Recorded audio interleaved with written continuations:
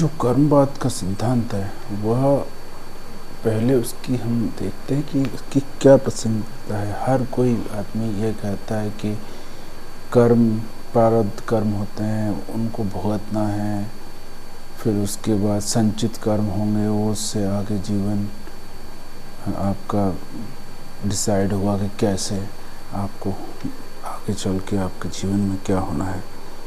ये सारी बातें जो हैं वो कहाँ तक सही हैं, क्योंकि ऐसा माना जाता है कि मनुष्य का जो जीवन है, जो वर्तमान जीवन है, वह पुराने कर्मों की का परिणाम है। लेकिन अगर इस पर हम विचार करें तो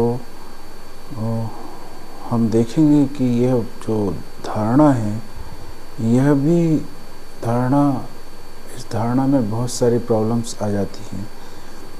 जैसे कि ये माना जाता है कि ईश्वर ने जब भी इस जगत को बनाया तो मनुष्य को उसके कर्मों के आधार पर जीव जंतु में भिन्नता पैदा की। जो भी जिसने अच्छे कर्म किए उसको अच्छी योनि मिली और जिसको अच्छा जीवन मिला।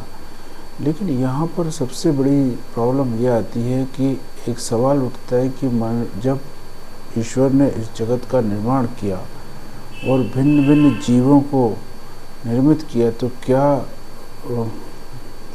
उसने किस आधार पर किया? क्योंकि जब जीव ही नहीं थे तो फिर कर्म किसने किए? उनमें विभिन्नता जो दिखाई पड़ती, जिस समय जो विभिन्न विभिन्न जीव बनाए होंगे, तो जब पहली बार जीव बने तो उन्होंने कर्म ही नहीं किए, तो फिर उनमें भिन्नता कैसे पैदा हो गई?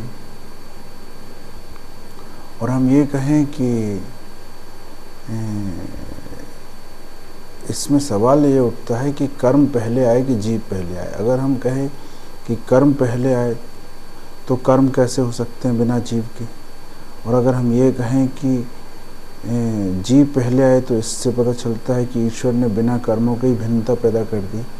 तो फिर आखिरकार ये सिद्धांत है क्या? प्रारब्ध कर्म सामान्यतः जो कर्म है उनको कई भागों में बांटते हैं कुछ लोग। जैसे प्रारब्ध कर्म, जो कर्म होते हैं जो हमने पिछले जन्म में किए होते हैं, और कुछ संचित कर्म होते हैं और संचयमान कर्म। प्रारब्ध कर्म का वो कर्म होते हैं जिन्होंने हमको फल देना चालू कर दिया है। संचित कर्म वो कर्म होते हैं जिन्होंने अभी फल देना चालू नहीं किया है, उनको अपने अच्छे कर्मों के द्वारा उनको मिटाया जा सकता है, ऐसा भारतीय दर्शन का मानना है। और संचयमान कर्म वो हैं जो कि अभी किए जा रहे हैं आपके द्वारा, ये संचित होंगे और ये आपके भविष्य का जीवन का निर्माण करेंगे। तो पहली बात तो जब निष्काम कर्म, और जब ये कहा जाता है कि हमें कर्म फल की इच्छा नहीं करना चाहिए और कर्म फल की इच्छा के बिना कर्म करना चाहिए, तो क्या ये संभव है कि बिना फल की इच्छा किए आप कर्म करो, या इसका कुछ और कोई मतलब है? जहाँ तक इस बात का मतलब है कि कर्म फल की इच्छा किए बिना करना चाहिए, ये तो एक सांसारिक जीवन में संभव नहीं है। क्योंकि आप जितना जब कर्म करते हैं तो तभी आप कर्म करते हैं जब आपके फल की इच्छा होती है, और जितनी फल की इच्छा तीव्र होगी उतना ही आप अधिक कर्म करेंगे। आप बिना भूख लगे आप खाना नहीं खाएंगे। सिर्फ उन कर्मों को छोड़ दिया जाए जो कि अनैच्छिक कर्म होते हैं, जैसे कि मान लिया जाए कि आपकी आंखों का झपकना या हृदय का चलना, इन कर्मों पे आपका नियंत्रण नहीं। लेकिन इनके अलावा जितने भी ऐच्छिक कर्म हैं तो उनको हम बिना इच्छा के कोई व्यक्ति नहीं कर सकता। और ये सांसारिक जीवन में इस बात को जब हम कहते हैं कि बिना कर्म किए फल, बिना फल की इच्छा किए कर्म करते रहो, तो बहुत ही कॉन्ट्राडिक्शन हो जाता है। क्योंकि अगर फल की इच्छा नहीं करेंगे तो कर्म क्यों करें? और जो जितनी जिसके अंदर फल की इच्छा की तीव्रता होती है उतना ही ज़्यादा आदमी कर्म करता है और वो सफल होता है उस अपने परिणाम में। लेकिन इस बात को कुछ इस तरह से समझना जरूरी है, और वह बात कही जाती है, खासकर अधिकतर लोग उसका गलत मतलब निकाल लेते हैं। जब हम कहते हैं कि कर्म करो और फल की इच्छा मत करो, तो यह कोई उस व्यक्ति के बारे में नहीं कहा जा रहा है जो कि एक सांसारिक व्यक्ति है, जो बिना फल की इच्छा के कर्म कर ही नहीं सकता। यह उस स्थिति को बताता है कि जब कोई कर्ता भाव न रह जाए, जब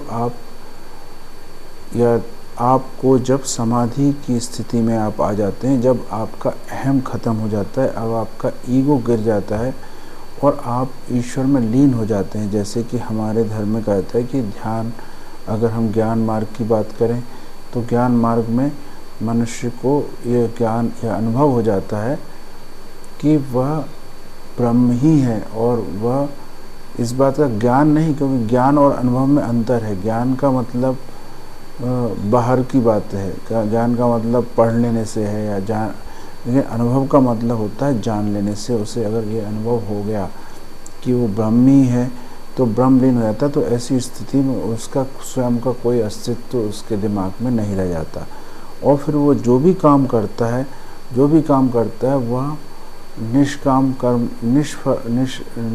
कर्म होते हैं, क्योंकि जब वो बचा ही नहीं तो फिर काम कौन करेगा। और यही इसीलिए कहा जाता है कि जब किसी का अस्तित्व जब ब्रह्म में लीन हो गया, जब वह बचा ही नहीं, तो जब मैं हूँ ही नहीं तो मैं अपने कर्मों का फल क्यों भोगूंगा, क्योंकि जब मैं करता नहीं रहा तो मैं फिर उनका फल क्यों भोगूंगा।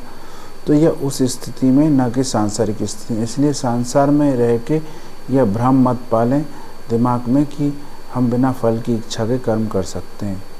ऐसा संभव नहीं है सांसारिक, जब तक आप सांसारिक हैं, जब तक आपको समाधि की प्राप्ति नहीं हो जाती। दूसरी बात यह है कि जो कर्म फल का सिद्धांत जो कहा जाता है कि इस बारे में कई अवधारणाएं हैं, जैसे कि न्याय वैशेषिक एक दर्शन है जो कहता है, ईश्वर को मानता है कि वह ईश्वर ही कर्म के आधार पर न्याय करता है, जो जैसा कर्म करता है उसे वैसा फल देता है। लेकिन कुछ ऐसे, जैसे मीमांसा है जो कि ईश्वर को नहीं मानता, वो कहते हैं कि कर्म का फल अपने आप ही प्रोड्यूस हो जाता है। यह बात कुछ ज़्यादा रियलिटी के कुछ ज़्यादा करीब समझ में आती है, क्योंकि अगर हम देखें कि अगर देखें हमारे रोज़ के अनुभव में, तो हम देखते हैं कि जब आप कोई भी कर्म करते हो तो आपका उसका फल आपको तुरंत भी मिल जाता है। बहुत सारे अधिकतर कर्मों का फल तो आपको तुरंत मिल जाता है। जैसे आपने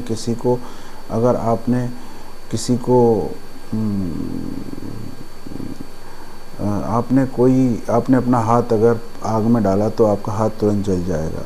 तो आपने जो भी कर्म किया आपका फल उसका तुरंत मिल जाएगा। आपने किसी को तमाचा मारा, हो सकता है वह भी पलट के तमाचा आपको मार दे। तो अधिकतर कर्मों का फल, अगर आप कोई भी जुआ खेलते हैं और उसमें पैसा हार जाते हैं तो आपको तुरंत उसका कर्म का फल तुरंत मिल जाता है। लेकिन कुछ ऐसे कर्म के फल हैं जो कि मनुष्य को दिखते नहीं, और मनुष्य को ऐसा लगता है कि इसका फल तो मिला नहीं, लेकिन एक्चुअल में उसका फल तुरंत मिल जाता है। लेकिन वह फल इसलिए नहीं दिखता क्योंकि वह फल मनुष्य के संस्कारों में प्रकट होता है, न कि वो बाह्य जगत में।